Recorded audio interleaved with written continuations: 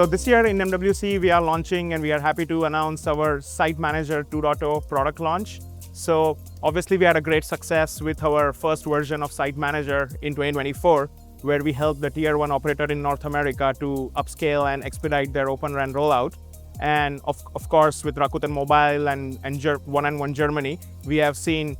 quite a bit of progress in terms of expediting the site rollout and site management. So now with this Site Manager 2.0 version, we are introducing an agentic, AI-based, multi-modal platform framework in order to expedite and apply more AI so that the field force and the entire site management, site development teams can become more productive in terms of the way we do the rollouts. We are also using AI to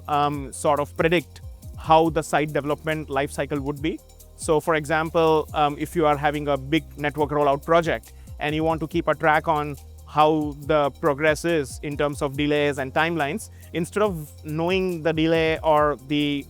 if a delay is going to happen afterwards, after the fact, we use AI to sort of predict if the things are on track and if, if there are any delays beforehand, so that we can take actions in order to mitigate some of those delays. Also, what we do in our new 2.0 version of Site Manager is the automation around documentation management. But when it comes to the real estate documents and the documentation around the whole site development process, everything is having their own format. So now we are using AI to read through the documents and automatically populate the task data, which is saving users at least 35 to 40 minutes per task, which is like, if you look at like an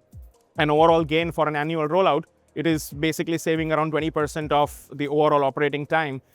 using the automation, using AI on documentation. The process of site development needs a lot of environmental hazard regulatory checks during the process of deploying a site. So now instead of a person and teams going back and forth and doing these checks manually, using AI, we are able to automate and cut through time by more than half in this whole regulatory compliance environmental hazard checks, where we simply have image recognition powered by LLMs in order to detect issues or non-compliances in terms of a site build out.